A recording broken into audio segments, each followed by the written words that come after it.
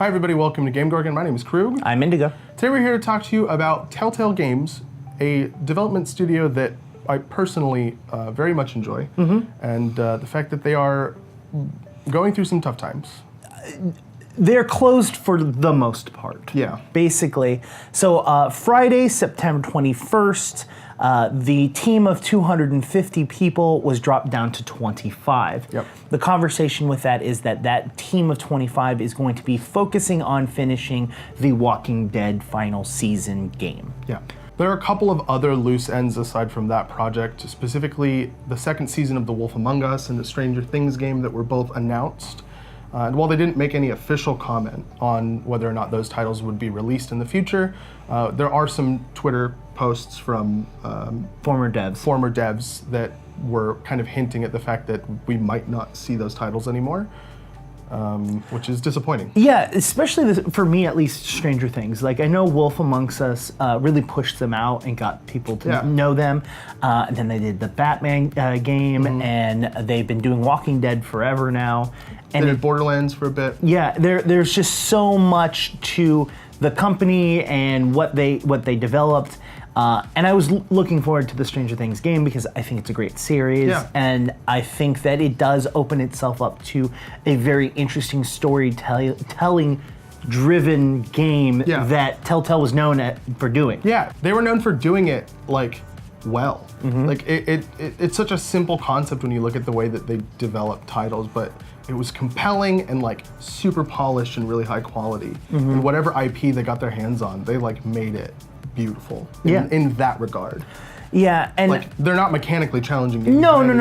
I mean, it was like the hardest thing was that it was time sensitive, that you had to make answers or decisions. They're cerebral more than their like twitch reflex. Exactly.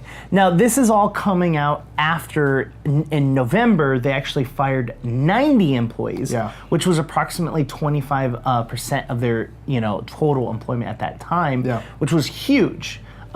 And the CEO at the time came out and said this: "The realities of the environment we face moving forward demand we evolve. As well, we're reorienting our organization with focus on developing fewer and better games with a smaller team." There were also some legal issues that had been going on. We're not entirely sure if they were directly related to this or not.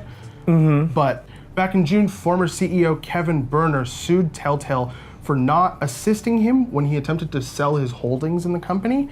And then he was removed from the board through illegitimate means. We don't know what those means are. And I mean, to be completely honest, even if they were explained to us fully, we probably still wouldn't really understand them. That's not where either of our skill sets lie. But the fact of the matter is that there was some kind of animosity there, right?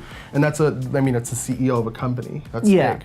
And then, I mean, TellTale came out after the lawsuit was submitted saying that this is basically a disgruntled former employee trying to get back at us. Like, it was unmerited, I believe is the word that they used. Which is what they'd say regardless of anything. I don't think there's any information to glean except for, like, bad things were happening.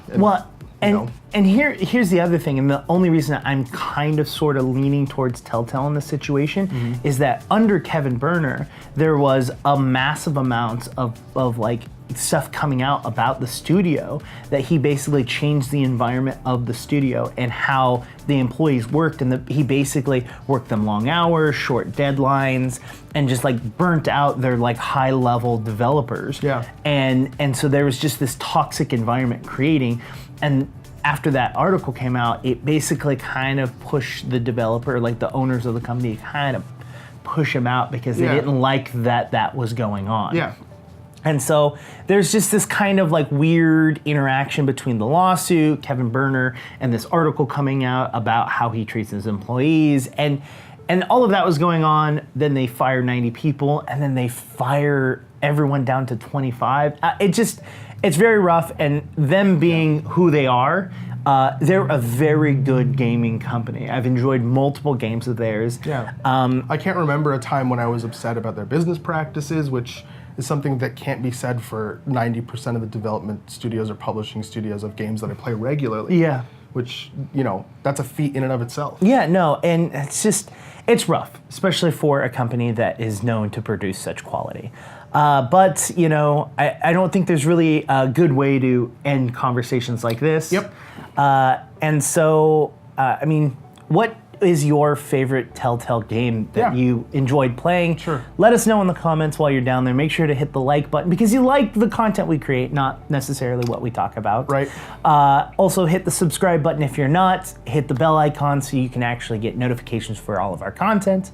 And then head over to Twitter and talk to me. You can talk to me on Twitter at IndigoQT. You can reach me at CrewQT on Twitter. You can talk to both of us at _QueueTimes on Twitter or at QueueTimes on Instagram.